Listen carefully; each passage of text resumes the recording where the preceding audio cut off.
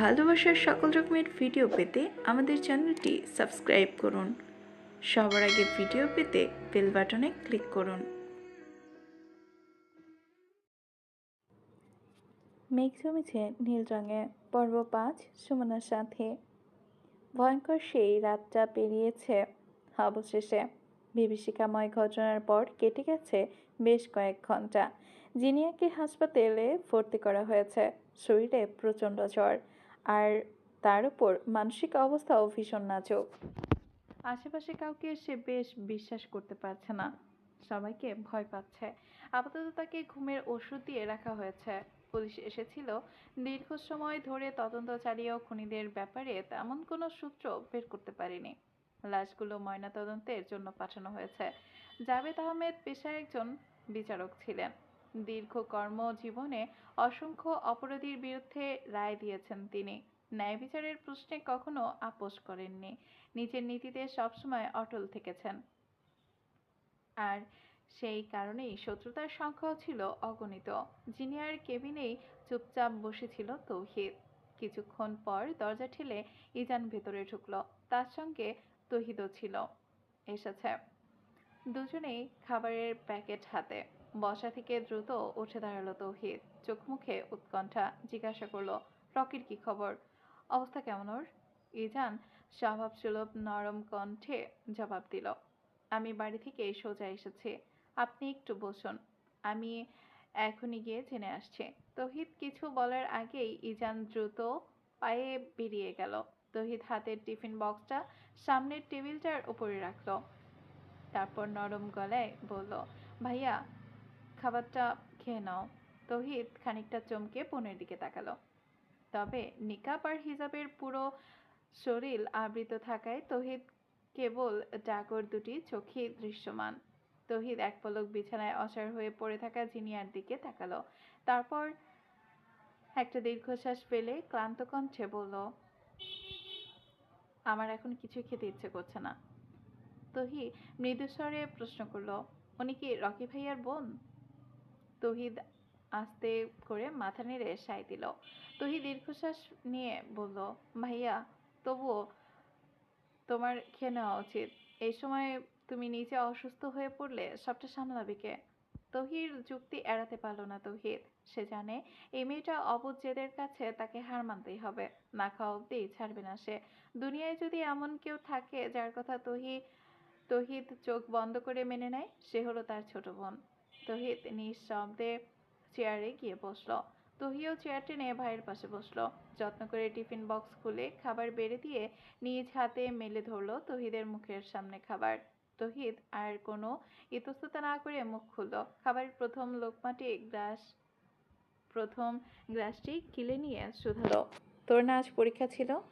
তহি আলতো করে মাথা নেড়ে বলল, পরীক্ষাটা অতটাও জরুরি ছিল না ভাইয়া, সামান্য ক্লাস টেস্ট। আসলে ছোট আম্মা খাবার রান্না করে খুব দোটানায় পড়ে গিয়েছিলেন কাকে দিয়ে হাসপাতালে পাঠাবেন, এই জন্য। ওনার মনে হচ্ছিল অন্য কাউকে দিয়ে পাঠালে তুমি হয়তো এক লোকমাও মুখে তুলবে না। তোকে কতবার বলেছি উনি আমাদের মা নন, ওনাকে মা বলবি না। তহিদের গলাটা হঠাৎ কর্কশ শোনালো। তহি শুকনো ঢোক গেল। কিছুক্ষণ চুপ করে থেকে আমতা আমতা করে বলল, আমি তো ওনাকে মা বলিনি ভাইয়া, আম্মা বলেছি। তাছাড়া তুমি ওনার ওপর এত রাগ করো কেন? আমরা তো ওনাকে খারাপ লাগে না। তহিদ কোনো প্রতি উত্তর করলো না। কথাটা যেন ইচ্ছে করেই এড়িয়ে গেল।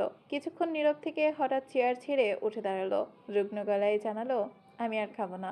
খাবার না খাওয়ার কারণটা তহির কথা নয়, কথাগুলো কেবল তার ভেতরে জমে থাকা পুরনো কষ্টটাকে একটু উস্কে দিয়েছে। বুকের ভেতরে যে অভিমান, ক্ষোভ আর অস্বস্তি সে চাপ দিয়ে রেখেছে, তা যেন আচমকাই ভারী হয়ে উঠেছে। তহিও আর কিচ্ছু বলল না। ভাইয়ের মুখের দিকে তাকিয়ে তার ভেতরটা কেমন অস্বস্তিতে ভরে গেল। ঠিক তখনই দরজা খুলে ইজান ভেতরে ঢুকলো। তহিদের দিকে তাকিয়ে বলল, ভাইয়া, ডাক্তার আপনাকে ডাকছেন। তহিদ কিছু না বলে তার পেছনে এগিয়ে গেল। রকির মাথায় পাওয়া আঘাতটা গুরুতর। চিকিৎসকের আশঙ্কা তার বেঁচে থাকার সম্ভাবনা অত্যন্ত ক্ষীণ। আপাতত সে ঘুমায় আছে। পরিস্থিতি চিন্তা বিবেচনায় যত দ্রুত সম্ভব তাকে দেশের বাইরে নিয়ে গিয়ে উন্নত চিকিৎসার ব্যবস্থা করাই উত্তম হবে। ডাক্তারের কাছ থেকে কথাগুলো শুনে তহিদ কিছুক্ষণ নির্বাক হয়ে দাঁড়িয়ে রইল। 11টা নাগাদ জিনিয়ার জ্ঞান ফিরল, কিন্তু জ্ঞান ফেরার পরেও সে কোনো উচ্চবাক্য করল না, কাউকে কিচ্ছু বলতো না। কেমন যেন পাথরে পরিণত হয়েছে মেয়েটা। চোখের দৃষ্টি স্থির, মুখে কোনো অভিব্যক্তি নেই। চারপাশে মানুষগুলোর যেন সে দেখছেই না। হাসপাতাল থেকে বাড়ি পর্যন্ত আসার সময়টুকুতে তহিদের তহির হাত ছাড়েনি সে। প্রচণ্ড ভয়ে নিজেকে কেমন গুটিয়ে রেখেছিল। তহির হাতটা যেন এ মুহূর্তে তার কাছে একমাত্র নিরাপদ আশ্রয়। বাড়িতে ফিরে তাকে বসার ঘরে বসানো হলো। ইতিমধ্যে পুলিশ এসেছে, দুজন কর্মকর্তা বসে আছেন ঘরে। এই বাড়ির মহিলারা পরপুরুষের সামনে সাধারণত আসেন না, তাই বসার ঘরের সঙ্গে লাগোয়া রান্নাঘরের দরজার কাছে দাঁড়িয়ে রইলেন জাহানারা। তহি বোরকা পরা অবস্থাতেই জিনিয়ার পাশে বসে রইল। পুলিশের একজন কর্মকর্তা কিছুক্ষণ জিনিয়ার দিকে তাকিয়ে থেকে বললেন, আপনি নিশ্চয়ই ইতিমধ্যে পুরো ঘটনা বুঝতে পেরেছেন। আপনার পুরো পরিবারকে নৃশংসভাবে হত্যা করা হয়েছে। আমরা সত্যি দুঃখিত। এই সময়ে আপনার এমন প্রশ্ন করা উচিত নয়, সেটা আমরা বুঝি, কিন্তু আমাদের কাজ তো আমাদের করতে হবে। একটু থেমে তিনি আবার বললেন, দেখুন, আমরা আপনার পরিবারের ন্যায় বিচার দেওয়ার জন্যই এসব করছি। তহিদের চোখ এড়ালো না জিনিয়ার চোখ বেয়ে আবারও অশ্রু গড়িয়ে পড়ছে। সে অফিসারের দিকে তাকিয়ে নিচু গলায় বলল, স্যার, আমার মনে হয় আপাতত ও কিছু বলার অবস্থায় নেই। আপনার প্লিজ কয়েকদিন পরে আসুন। অফিসার কিছুটা বিরক্ত হয়ে চোখ মুখ কুঁচকে বললেন, এতে অনেক দেরি হয়ে যাবে। আমরা শুধু সাধারণ কয়েকটা প্রশ্ন করব। আপনি বাধা দিচ্ছেন কেন? তহিদ আর কিচ্ছু বলল না, চুপ হয়ে রইল। অফিসার ফের প্রশ্ন করলেন, যখন আপনার পুরো পরিবার বাড়িতে উপস্থিত ছিল তখন আপনি কোথায় ছিলেন? জিনিয়া কোনো প্রতিউত্তর করল না। তার চোখের সামনে হঠাৎ ভেসে উঠতে শুরু করলো গত রাতের দৃশ্যগুলো। নিস্তব্ধ সে বাড়ি, চারপাশে অস্বাভাবিক নীরবতা, আর সেই নীরবতার মাঝখানে একা পড়ে থাকা। কতটা সময় সে ওই বাড়িতে একা ছিল তার কোনো হিসেব নেই। কতক্ষণ তাকে সেই ভয়াবহ দৃশ্যগুলোর মধ্যে থাকতে হয়েছে সেটাও মনে নেই। শুধু মনে আছে সে রাতটা যেন শেষই হচ্ছিল না। জিনিয়ার শরীর মৃদু কাঁপতে শুরু করলো। তহি সঙ্গে সঙ্গে তার হাতটা শক্ত করে ধরলো, কিন্তু অফিসার থামলেন না। তিনি কিছুটা কঠোর স্বরে বললেন, দেখুন, আপনি এভাবে চুপ করে থাকলে আমাদের তদন্তে এগোবে না।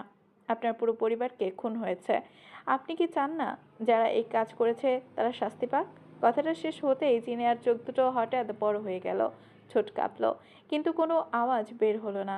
তারপর আচমকাই সে দুহাত দিয়ে নিজের কান চেপে ধরল, যেন অফিসারের কথাগুলো তার কাছে গত রাতে সেই ভয়ঙ্কর বীভৎস স্মৃতিগুলোর মতোই অসহনীয়। তহি দ্রুত তাকে নিজের দিকে টেনে নিল।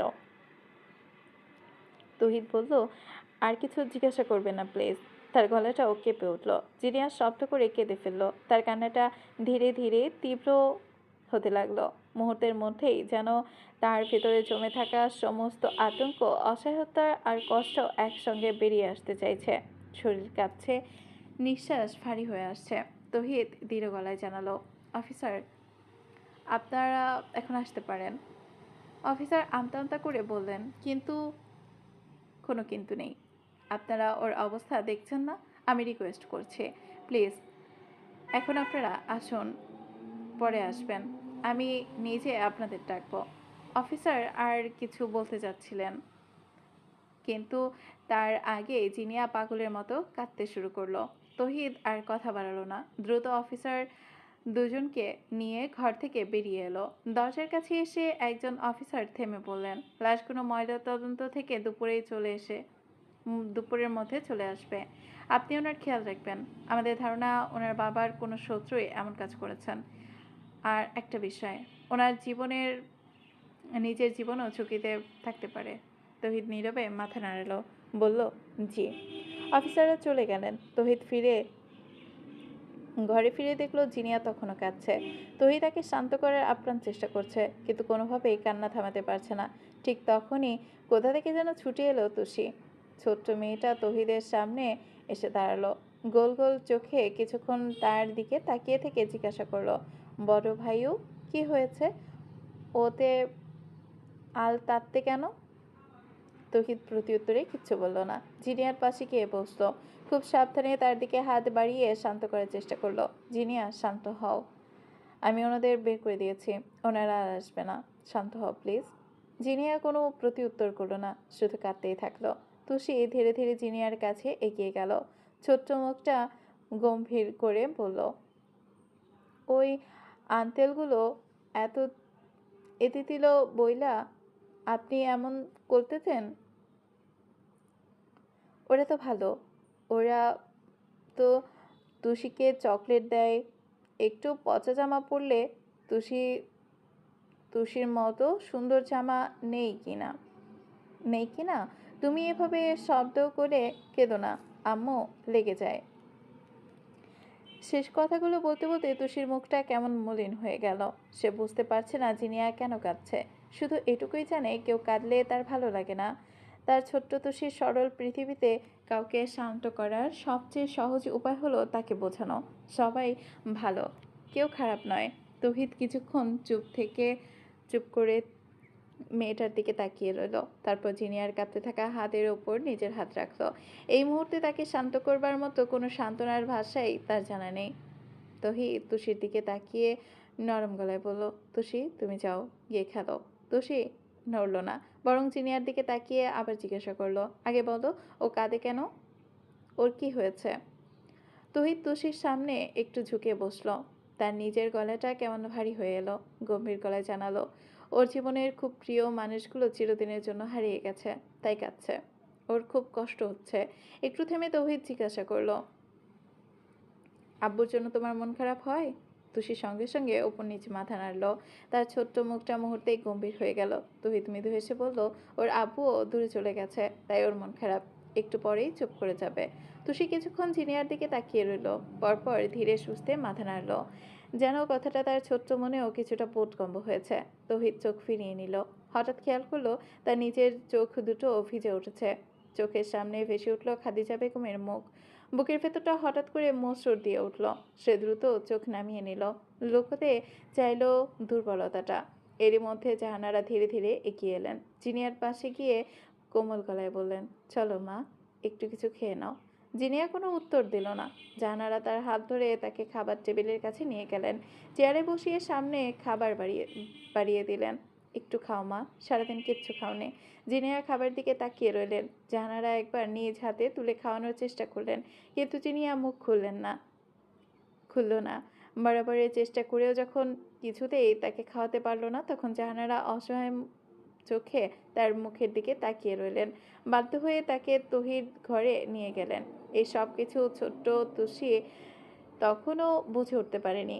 কিছু মানুষ দূরে যায় আবার ফিরে আসে, আর কিছু মানুষ কাছে থেকেও আর কোনোদিন ফিরে আসতে পারে না। দুপুর গড়িয়ে বিকেল ছুঁই লাশ এসে পৌঁছলো তৌহিদের বাড়িতে। এখান থেকে সব কিছু ঠিকঠাক করা হবে।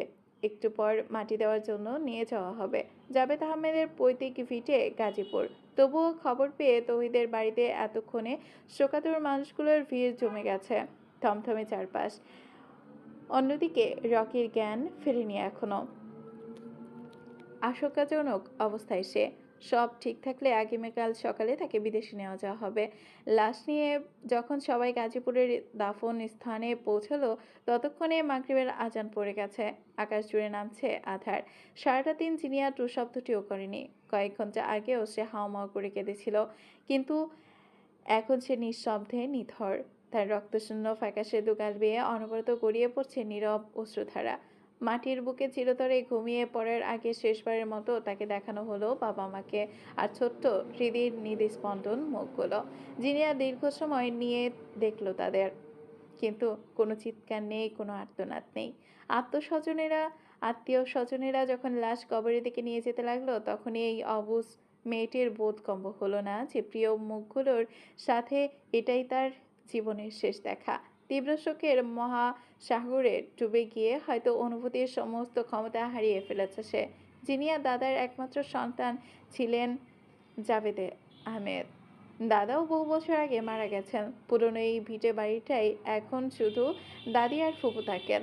রকির সমস্ত দায়িত্ব নিজের কাঁধে তুলে নিল তৌহিদ।